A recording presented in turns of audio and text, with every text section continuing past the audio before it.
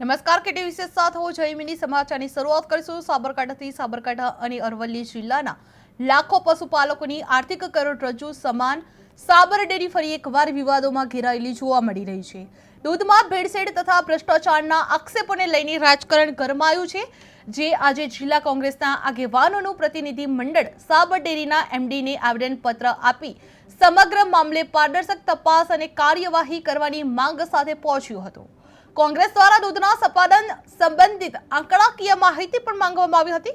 બીજી તરફ સાબર ડેરીના એમડી સુભાષભાઈ પટેલ દાવો કર્યો છે કે ડેરીમાં કોઈપણ પ્રકારનું ભેળસેળયુક્ત દૂધ સ્વીકારવામાં આવતું નથી અને સમગ્ર મામલે તપાસ ચાલી રહી છે।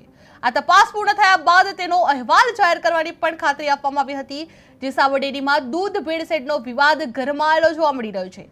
કોંગ્રેસ એમડીને આવેદનપત્ર આપવામાં આવ્યું હતું, જે દૂધ ખરીદીના આંકડા જાહેર કરવાની માંગ કરવામાં આવી છે, જે ડિરેક્ટર જસુ પટેલના ગંભીર આક્ષેપો સામે આવી રહ્યા છે। જ્યાં તપાસ પૂર્ણ થયા બાદ રિપોર્ટ જાહેર કરવામાં આવશે, જે સાબર ડેરીમાં દૂધ ભેળસેળને લઈને વિવાદ સર્જાયેલો જોવા મળી રહ્યો છે। જે ડેરીના એમડી સુભાષભાઈ પટેલે દાવો કર્યો છે કે ડેરીમાં કોઈ પણ પ્રકારનું ભેળસેળયુક્ત દૂધ સ્વીકારવામાં આવતું નથી અને આ સમગ્ર મામલે તપાસ પણ ચાલી રહી છે, જે આ તપાસ પૂર્ણ થયા બાદ તેનો અહેવાલ પણ જાહેર કરવાની પણ ખાતરી આપવામાં આવી હતી। જે આ સાબર ડેરીમાં દૂધ ભેળસેળનો વિવાદ ગરમાયેલો જોવા મળ્યો છે, જે કોંગ્રેસ એમડીને આવેદનપત્ર આપવામાં આવ્યું હતું, જે દૂધ ખરીદીના આંકડા જાહેર કરવાની માંગ કરવામાં આવી હતી। જે ડિરેક્ટર જસુ પટેલના ગંભીર આક્ષેપો મૂકવામાં આવી રહ્યા છે, જે આ તપાસ પૂર્ણ થયા બાદ રિપોર્ટ પણ જાહેર કરવામાં આવશે। જે સાબરકાંઠામાં સાબર ડેરીને લઈને ફરી એકવાર વિવાદોમાં ઘેરાયેલી જોવા મળી રહી છે, જે દૂધમાં ભેળસેળ તથા ભ્રષ્ટાચારના આક્ષેપોને લઈને રાજકારણ ગરમાયેલું જોવા મળી રહ્યું છે। જે જિલ્લા કોંગ્રેસના આગેવાનોનું પ્રતિનિધિ મંડળ સાબર ડેરીના એમડીને આવેદનપત્ર આપી સમગ્ર મામલે પારદર્શક તપાસ અને કાર્યવાહી સાથે માંગ સાથે પહોંચ્યું હતું। જસુ કાકા, જે પ્રકારે સાબર ડેરી કેટલાક દિવસથી વિવાદમાં આવી છે, આપ સાબર ડેરીના ડિરેક્ટર છો, ડિરેક્ટર તરીકે તમારા પર એક પણ હુમલો કરવામાં આવ્યો હતો, ત્યારબાદ અનેક ચર્ચાઓએ જોર પકડ્યું હતું, શું સમગ્ર મામલો? ગુજરાતમાં નકલી દૂધની ભરમારની વાતો પૂરા તંત્રમાં અને ગામડામાં પણ ઘેર ઘેર ચર્ચા થઈ રહી છે। આ બાબતે મેં વારંવાર માન્ય એમડીશ્રીને, ચેરમેનશ્રીને અને એના અધિકારીઓને મેં માહિતી માગી, આજ દિન સુધી માહિતી આપવામાં આવી નથી। સાબર ડેરીની ટેરિટરીમાં અને ગુજરાત બહારથી આવતા દૂધમાં કેટલું દૂધ ઓછું થયું એના ડેલી ટંક રિપોર્ટ અને કેટલું દૂધ છેલ્લા 2 વર્ષથી 24 ડિસેમ્બરથી આ દૂધ આવે છે એવી માહિતી મળતી હતી, લોકમુખે ચર્ચા થતી હતી। ત્યારે મેં જ્યારે માહિતી માગી ત્યારે આ લોકોને ખૂબ લાગી આવ્યું હતું અને એના બદલાના ભાગરૂપે એમણે આ ધંધો મારા સામે કર્યો કે આને દબાઈ દેવો। પણ હું એમ ચોક્કસ કહું કે ઘરની ટુકડીને બાપ ફોજદાર તપાસ કોણ કરે?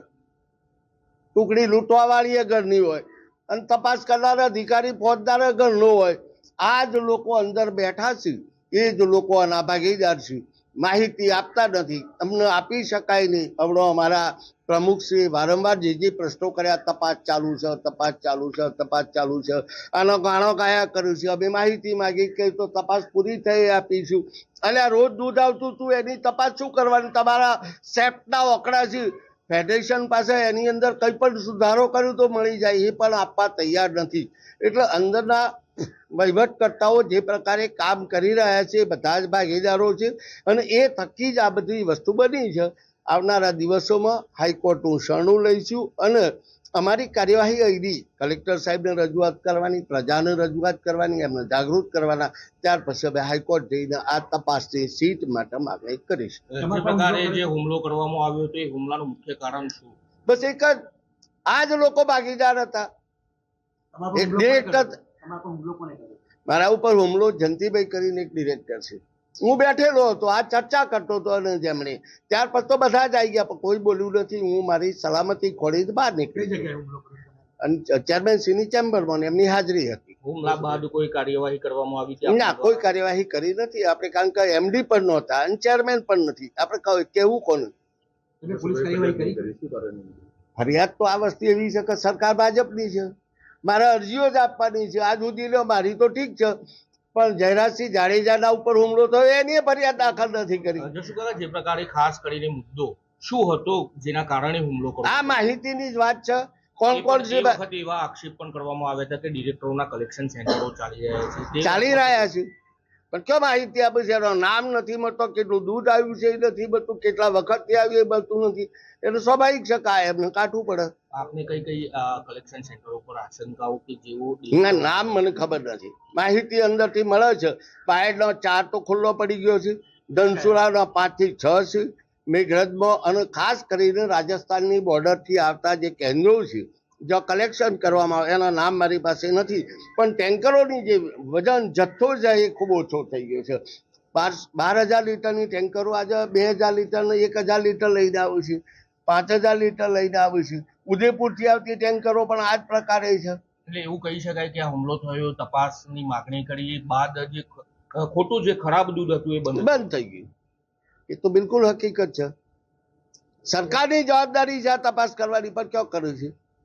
ફેડરેશનની જવાબદારી છે કે આ દૂધ ખોટું આવે છે, બંધ થયું તો એમના ઓકડા તો એમની પાસે આવે છે. સેફ